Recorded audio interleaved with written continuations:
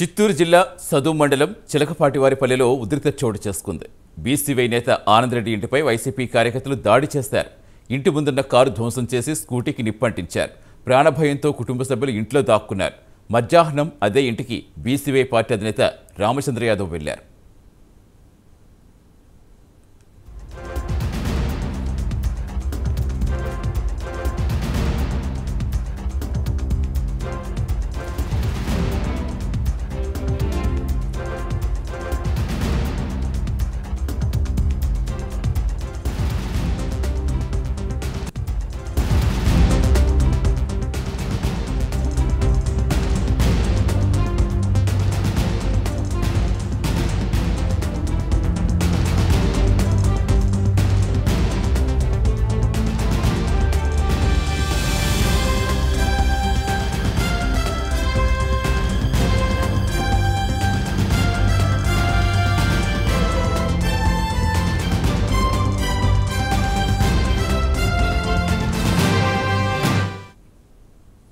చిత్తూరు జిల్లా సదు మండలం చిలకపాటివారిపల్లెలో ఉద్రిక్త చోటు చేసుకుంది. బీసీవై నేత ఆనంద్ రెడ్డి ఇంటిపై వైసీపీ కార్యకర్తలు దాడి చేశారు. ఇంటి ముందున్న కారును ధ్వంసం చేసి స్కూటీకి నిప్పంటించారు. ప్రాణభయంతో కుటుంబ సభ్యులు ఇంట్లో దాక్కున్నారు. మధ్యాహ్నం అదే ఇంటికి బీసీవై పార్టీ అధినేత రామచంద్ర యాదవ్ వెళ్లారు.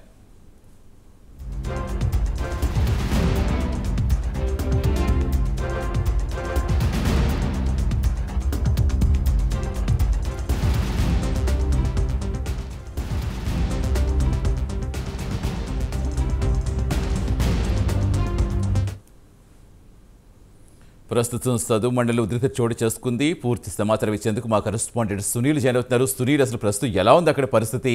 ఇది మొదటిసారి కాదు, చాలాసార్లు బీసీవై పార్టీ వాహనాలపై అలాగే కార్యకర్తలపై దాడులు చేయడం చూస్తాం.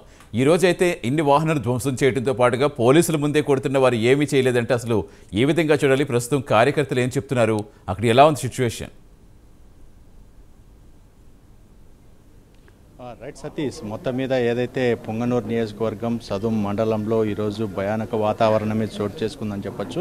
ప్రజాస్వామ్యమే ఓడిపోయిందని చెప్పొచ్చు. ముఖ్యంగా ఏదైతే ఏ నాయకుడైనా ఏ పార్టీకి సంబంధించిన వ్యక్తి అయినా సరే ఆయా అభ్యర్థికి సంబంధించి ఆ నియోజకవర్గంలో పర్యటించే అవకాశం ఉంటుంది. ముఖ్యంగా ఈరోజు బీసీవై పార్టీ అధ్యక్షుడు బోడే రామచంద్ర యాదవ్ గారికి అయితే సదు మండలంలో అయితే ఆయన పర్యటించిన పరిస్థితి అయితే ఉంది. అక్కడ వైసీపీ మూకలు ఒక్కసారిగా ఇటు పోలీస్ స్టేషన్ వద్దకు వచ్చి ఇటు బీసీవై పార్టీకి సంబంధించినటువంటి పలు వాహనాలను ధ్వంసం చేయడమే కాకుండా ఇటు పార్టీ నాయకులను మొత్తం తీవ్ర గాయాల పాలయ్యేలా కొట్టిన పరిస్థితి అయితే ఉంది. కాసేపటి కిందటే బీసీవై పార్టీ అధ్యక్షుడు రామచంద్ర యాదవ్ గారు అయితే ఇక్కడికి చేరుకున్న పరిస్థితి అయితే ఉంది. ఆయన అయితే ఇక్కడే ఉన్న పరిస్థితి అయితే ఉంది. వారిని అడిగి తెలుసుకునే ప్రయత్నం చేద్దాం. సార్ చెప్పండి, ఈరోజు పూర్తిగా వాళ్ళ వైసీపీ నాయకులు దాడి చూసి ఏ విధంగా తీసుకోవచ్చు? అంటే ముఖ్యంగా మీరు పోయిన ప్రాంతాల్లో కూడా మీ క్యాడర్కి సంబంధించినటువంటి నాయకుల మీద ఇటువంటి తీవ్ర దాడులు చేయడం ఎలా తీసుకోవచ్చు? పొంగనూరు నియోజకవర్గంలో గత 5 సంవత్సరాల నుండి ఎలాగూ ప్రజాస్వామ్యం లేదు.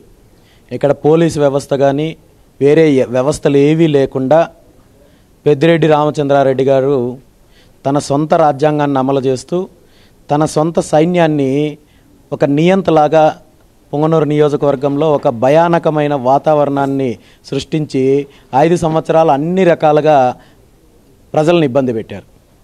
ఈరోజు ఎన్నికల నియమావళి వచ్చిన తర్వాత, ఎన్నికల షెడ్యూల్ వచ్చిన తర్వాత పొంగనూరు నియోజకవర్గ ప్రజల్లో తనకున్న వ్యతిరేకతతో ఖచ్చితంగా ఓడిపోతున్నాననే ఒక ఫ్రస్ట్రేషన్లో పెద్దిరెడ్డి రామచంద్రారెడ్డి గారు కావచ్చు, అతని కుటుంబ సభ్యులు కావచ్చు, అతని చెంచా రౌడీలు వాళ్ళ గూండాలు కావచ్చు, నియోజకవర్గంలో విచ్చలవిడిగా రెచ్చిపోయే కార్యక్రమం చేస్తున్నారు. నేను మొదటి రోజు నామినేషన్ అయిన తర్వాత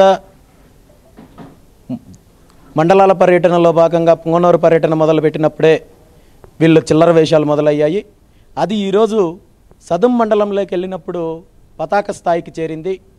మేము చాలా ప్రశాంతమైన వాతావరణంలో గడప గడపకు మా పార్టీకి సంబంధించిన మేనిఫెస్టోను తీసుకెళ్లాలనే ఆలోచనతో నేను, మా పార్టీ నాయకులు, కార్యకర్తలు సదుం మండలంలో పర్యటన చేస్తుంటే మేము వాళ్ళ గ్రామానికి కూడా మేము వెళ్ళే ప్రయత్నం చేయకుండా మాకెక్కడైతే ఎలక్షన్ కమిషన్ నుండి పర్మిషన్స్ ఉన్నాయో ఆయా గ్రామాలను మాత్రమే సందర్శిస్తూ ప్రశాంతంగా ఎన్నికల ప్రచారం నిర్వహించుకుంటుంటే పెద్దిరెడ్డి రామచంద్రారెడ్డి గారి ప్రోద్బలంతో వాళ్ళ కుటుంబ సభ్యులు, వాళ్ళ మరదలు, అదేవిధంగా వైసీపీకి సంబంధించిన నాయకులు, రామచంద్రారెడ్డి గారికి సంబంధించిన గూండాలు, వాళ్ళ అనుచరులు వందలాది మందిగా వచ్చి ముందే ఒక పద్ధతి ప్రకారము రాళ్ళు ఏర్పాటు చేసుకుని రాళ్లతో విచ్చలవిడిగా మా కార్యకర్తల మీద, మా నాయకుల మీద, మా వాహనాల మీద, మా అందరి మీద కూడా దాడి చేసే ప్రయత్నం చేశారు.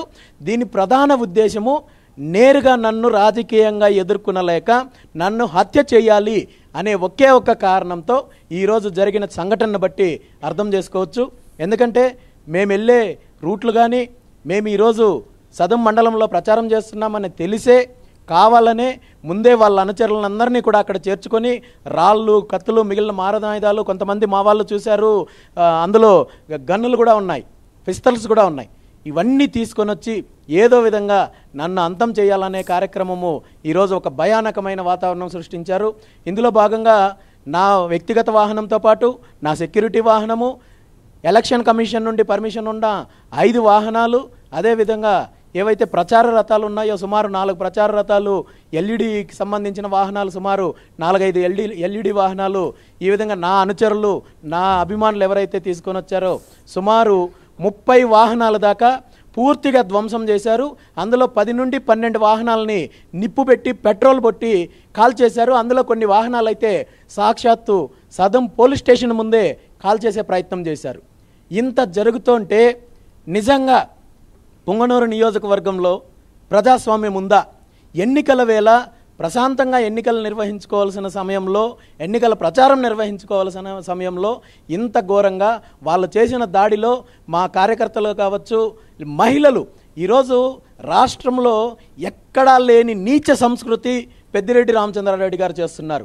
మహిళల మీద రాళ్లతో దాడులు చేసి వాళ్ళ తలలు పగలగొట్టి అనేక రకాలుగా కర్రలతో దాడి చేసి మా మిగిలిన అనుచరుల మీద రాళ్లతో దాడి చేసి చాలామందికి తలలు పగిలిపోయాయి, వీపులు పగిలిపోయాయి. చాలామంది ఇప్పటికే హాస్పిటల్లో ఉన్నారు, వాళ్ళ వివరాలు రావాల్సి ఉంది. అదేవిధంగా ఇప్పటికే ట్రీట్మెంట్ తీసుకున్న వాళ్ళు చాలామంది ఉన్నారు. దాంతోపాటు కొంతమందిని నేరుగా వచ్చి వాహనాలు సిద్ధం చేసి పెట్టుకోండి, ప్లాన్ ప్రకారమే ఆ వాహనాల్లోకి తీసుకెళ్ళి గంటన్నర సేపు కూడా కొట్టే ప్రయత్నం చేశారు. ఇలా చూసినట్టయితే ఎంత నీచంగా ప్రవర్తించారంటే సభ్య సమాజము తలదించుకోవాల్సిన పరిస్థితి ఉంటుంది. అలాంటి నీచమైన కార్యక్రమం చేశారు.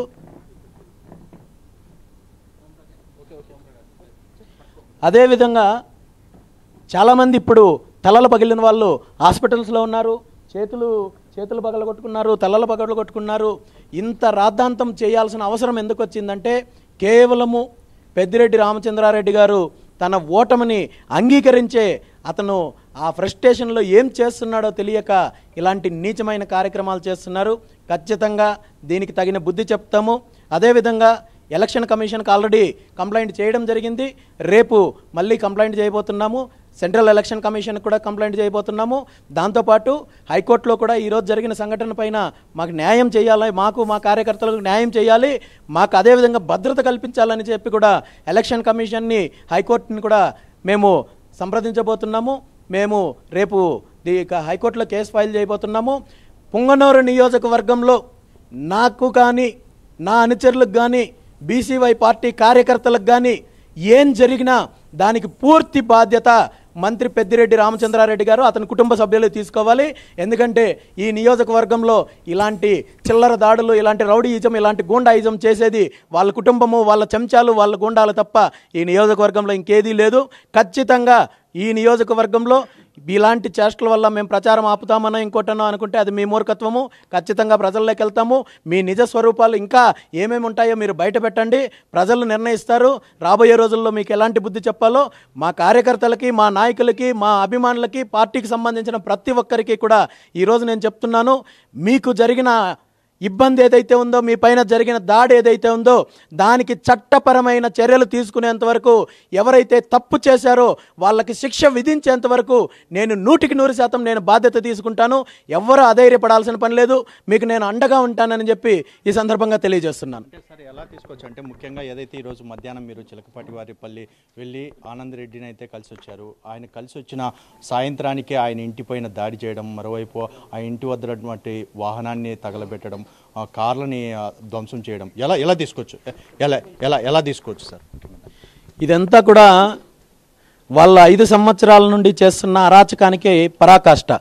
ఇప్పుడు పూర్తి నేను ఇంతకుముందు చెప్పినట్టు రామచంద్రారెడ్డి గారు కావచ్చు, అతని కుమారుడు మిథున్ రెడ్డి కావచ్చు, 100% ఓడిపోతున్నారు అనే విషయం వాళ్ళకి స్పష్టంగా కనబడుతోంది. కాబట్టే ఇలాంటి నీచమైన కార్యక్రమాలు చేస్తున్నారు. అందులో ఏమాత్రం అనుమానం లేదు. అంటే సార్ ముఖ్యంగా ఏదైతే ఈరోజు జరిగిన సంఘటనకు సంబంధించి చూసుకున్నట్లయితే పోలీస్ స్టేషన్ వద్దే అతి భారీగా అంటే 100 మంది వైసీపీ కార్యకర్తలు కావచ్చు, రౌడీలు కావచ్చు, ఆ ప్రాంతానికి చేరుకొని అంత దారుణం చేస్తుంటే పోలీసులు ఏం చేస్తున్నారు? అంటే వారిపైన ఏదైనా పోలీసులు కేసు నమోదు చేశారంటారా లేదంటారా?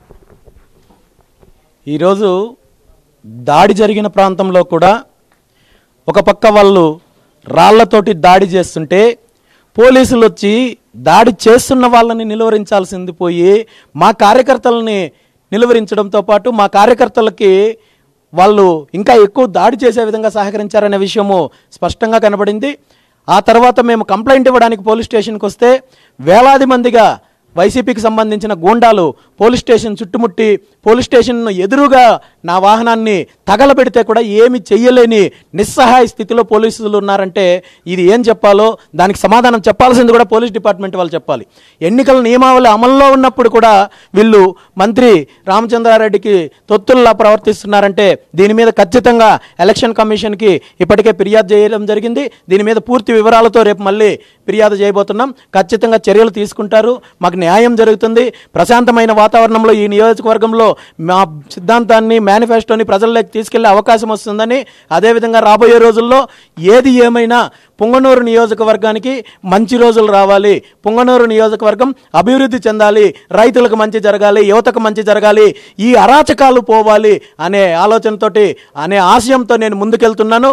ఇది ఎవరు ఎన్ని చేష్టలు చేసినా, ఎన్ని కుట్రలు చేసినా, ఎన్ని దాడులు చేసినా నేను వెనకడిగేసే ప్రసక్తే లేదని చెప్పి ఈ సందర్భంగా తెలియజేస్తున్నాను. అంటే సార్ ఈరోజు ముఖ్యంగా పెద్దిరెడ్డి తనయుడు మిథున్ రెడ్డి కూడా కామెంట్ చేసిన పరిస్థితి, అంటే ఏదైతే అల్లర్లు సృష్టించి వాళ్ళే సింపతి పొందుతున్నారని చెప్పేసి ఆయన మాట్లాడడం ఎలా అనిపిస్తుంది, ఎలా తీసుకుంటుంది? మిథున్ రెడ్డి మాట్లాడింది చాలా సిల్లీ విషయము. చాలా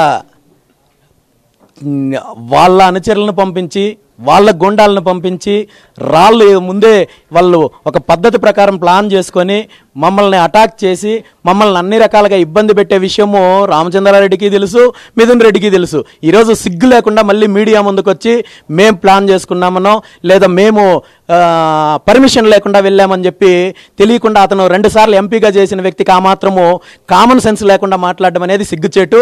విత్ పర్మిషన్ తోటే మేము చాలా ప్రశాంతంగా మేము ప్రచారం చేయడానికి వెళ్ళాము. మాకు ప్రజల్లో వస్తున్న స్పందన చూసి మీరు మీ చెంచాలు, మీ అనుచరులు తట్టుకోలేక ఇలాంటి నీచమైన కార్యక్రమాలు చేశారు.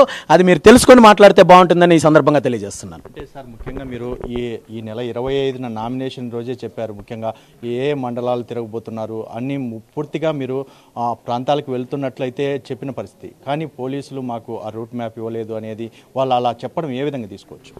ఇది కూడా పోలీసు వాళ్ళు ఆలోచించుకోవాలి. ఈరోజు పర్మిషన్ లేకుండా నేనే కాదు, ఏ పార్టీ ప్రచారం చేసే పరిస్థితి లేదు. ఈరోజు door to door permission, door to door ప్రచారం చేయాలంటే కూడా ఖచ్చితంగా ఆర్ఓ గారి దగ్గర నుండి పర్మిషన్ ఉండాలి. ఈరోజు సదుం మండలంలో ప్రచారం చేసుకోవడానికి మేము ఆర్ఓ గారి దగ్గర పర్మిషన్ తీసుకునే వెళ్ళాం. ఆ విషయం పోలీస్ డిపార్ట్మెంట్ వాళ్ళకి తెలుసు.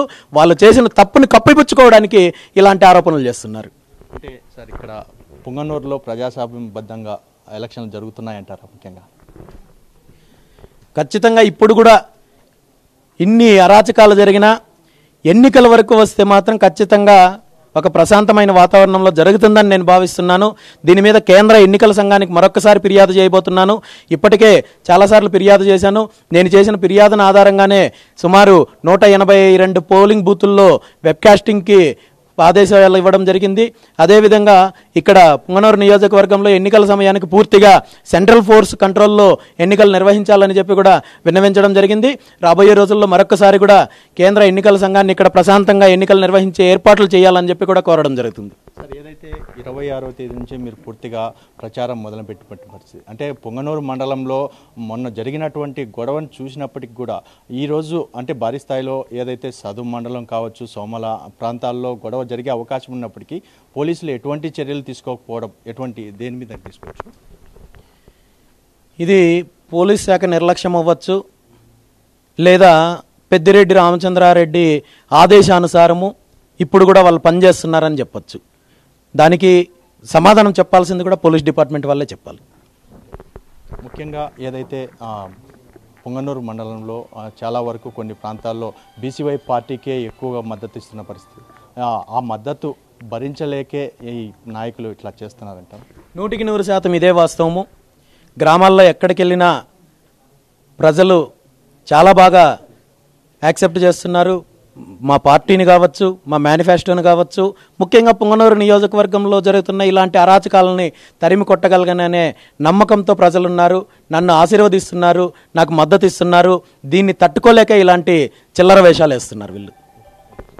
ఇదే కాదు, ఇంకా కొంతమంది ఏదైతే కార్యకర్తలు ఇక్కడ గాయపడిన వారు ఉన్నారు. సార్ చెప్పండి, మీరు ఉదయం ఎన్ని గంటల ప్రాంతంలో వెళ్ళినప్పుడు అక్కడ ఎంతమంది మీపై దాడి చేశారు? సుమారు 100-150 మంది దాడి చేశారు. ఎక్కడి నుంచి వచ్చారండి? వాళ్ళు ఎత్తేవరపల్లి నుండి వచ్చారండి. ఎక్కడ జరిగింది? ఈ హైవేలో జరిగింది. మేము రిటర్న్ వెళ్తుంటే వచ్చి దాడి చేశారు. అంటే ఇంకా కొంతమంది ఉన్నారు. సార్ చెప్పండి, మీరు అంటే ఇప్పటికే మీపై తీవ్రంగా దాడి చేసిన పరిస్థితి, ఒకవైపు మీ తలకాయ పైన భారీ స్థాయిలో దెబ్బ తగిలిన పరిస్థితి, మరోవైపు చెయ్యి విరగొట్టిన పరిస్థితి. మీరు అంటే ఏ ప్రాంతంలో మీ మీద దాడి జరిగింది? మేము అక్కడికి వెళ్తే సదుముకి పోలీస్ స్టేషన్ దగ్గరికి వద్దామని వస్తూ ఉంటాం సార్. మేము మమ్మల్ని వెనకంటి ఫాలోయింగ్ అయినారు. సరే అని చెప్పి డ్రైవరు మనం వెళ్ళిపోదాం అన్న, సదుములో గలాట్ పెద్దగా జరిగాడుగా ఉందని చెప్పి వాడు, నేను అసలు స్టేషన్ దగ్గరికి పోదామని చెప్పినాను. పోలీస్ స్టేషన్ దగ్గరికి పోదామంటే వాడు అట్లా తిప్పుకొచ్చాడు. మమ్మల్ని వెంటబడి రాడ్లు ఎత్తుకొని వచ్చి రాళ్ళతో ఇంతంత గుండ్లు, పెద్ద పెద్ద గుండ్లు ఎత్తి తాడు కూడా ఎత్తుకొచ్చి తాడేసినాడు గొంతుకు తాడేసినాడు. నేను తప్పించుకున్నా. నలుగురు కొట్టినారు ఫస్ట్. నలుగురు కొట్టిన తర్వాత వాళ్ళు ఊర్లో ఒక అటాక్ చేయడం నన్ను. మళ్ళీ ఊరు తర్వాత మళ్ళీ కార్లో కూర్చొని పెట్టుకొచ్చి రోడ్లో ఒక 4 రోడ్డు సర్కిల్లో 40 నుంచి 50 మంది ఉంటారు బౌన్సర్స్. మొత్తం బ్లాక్ డ్రెస్లో వచ్చినారు. 4-5 కార్లలో వచ్చినారు. వచ్చిందే నా బాడీ అసలు దెబ్బ తగలని స్పాట్ అంటూ లేదు. అట్లా కొట్టిండు. ముక్కులో నోట్లో రక్తం వస్తే కూడా వదలలేదు. రోడ్డు మీద పడిపోయినాను. మళ్ళీ ఒకడు అన్నాడు, లేచి వెళ్ళిపోరా నా కొడుకు, లేకపోతే చంపేస్తాం మేము. మళ్ళీ ఇంకో విషయం ఏమిటంటే, ద్వారకనాథ్ రెడ్డి మన తోటకు తీసుకురమ్మని చెప్పినాడు.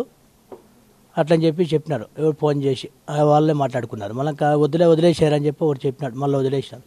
అక్కడి నుంచి 12 కిలోమీటర్లు నడుచుకోవచ్చాను మెయిన్ రోడ్కి.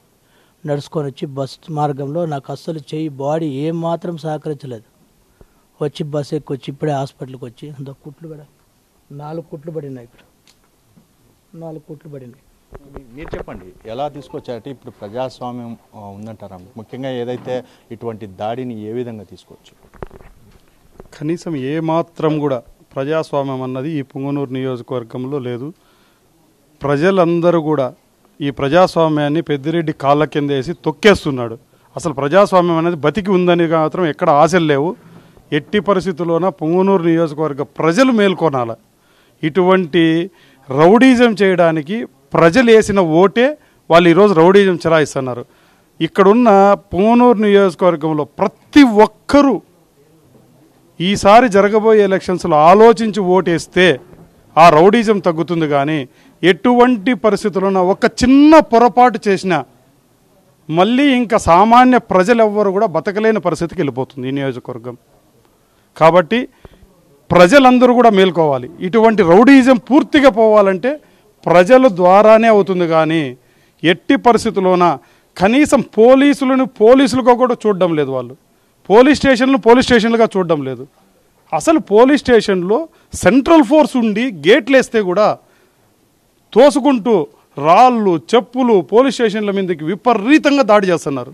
ఎట్టి పరిస్థితుల్లోనే కనీసం పోలీసులు అడ్డుకునే పరిస్థితి కూడా కనపడడం లేదు.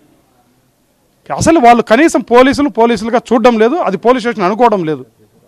ఇంత ఘోరాలు జరుగుతుంటే అసలు వాళ్ళు మళ్ళీ గెలిస్తే అసలు ఈ నియోజకవర్గంలో ప్రజలు ఉంటారా, పారిపోవాలని అనిపిస్తుంది.